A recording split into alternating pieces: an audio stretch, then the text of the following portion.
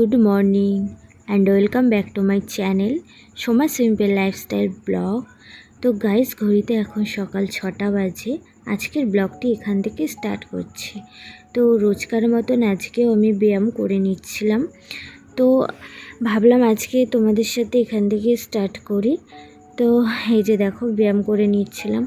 তো আজকে তোমাদের সাথে আমার অনেক কথা বলার আছে, আমার লাইফের কিছু ঘটনা শুনলে হয়তো চমকে যাবে তোমরা।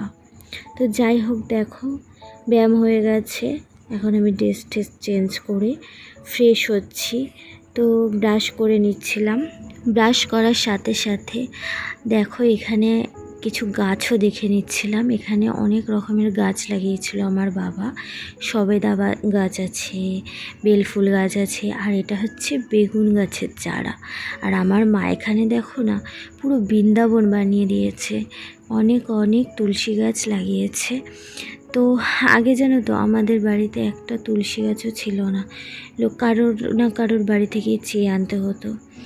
তো দেখো না, এখন আমাদের বাড়িতেই ভর্তি গাছ লাগিয়েছে আমার মা।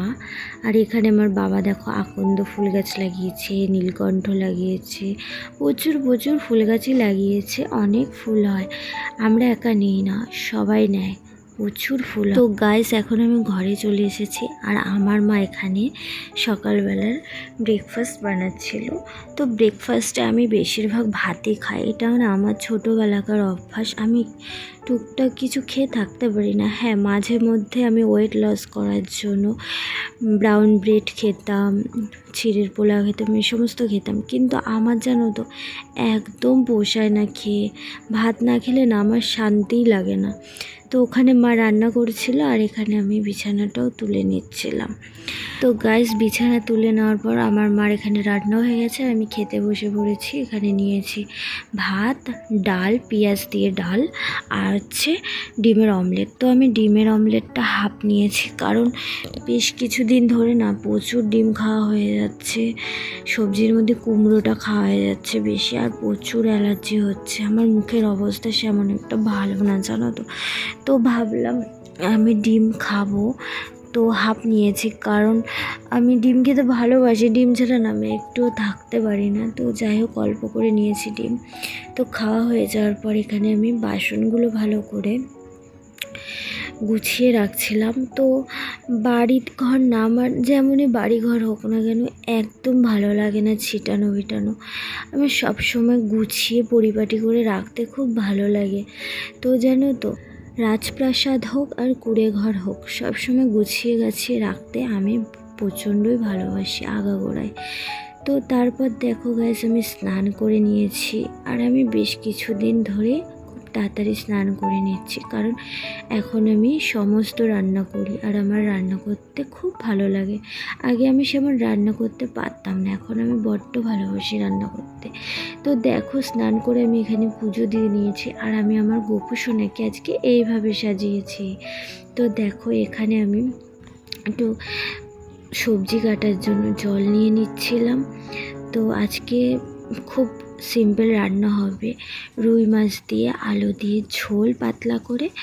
আর এই দেখো, আমি এখানে মাছগুলো ভাজা স্টার্ট করে দিয়েছি। তো দেখো গাইস, আর আমি কিন্তু খুব ভালোবাসি আগাগোড়ায় খেতে মাছের লেজা।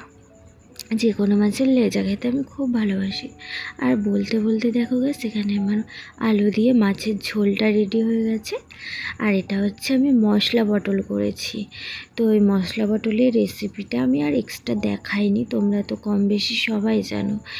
আর এদিকে হচ্ছে আমি তেল দিয়ে দিচ্ছি কড়াইতে, কারণ আজকে আমি করব গুড় দিয়ে আমের চাটনি। আর জানো তো গাইস, চাটনিটা কিন্তু আজকে খুব ভালো হয়েছিল। আমি নিজে রান্না করেছি বলে সেটার জন্য বলছি না, কিন্তু সবাই বলেছিল চাটনিটা খেতে খুব ভালো হয়েছে। তো দেখো গাইস, এখানে আমার চাটনিটাও রেডি হয়ে গেছে বলতে বলতে। তো দেখো, তোমরা দেখে বলো কেমন হয়েছে দেখতে। খেতেও ভালো হয়েছিল। আর এখানে কিছু পাঁপড় ছিল, আমি ভেজেও নিয়েছি।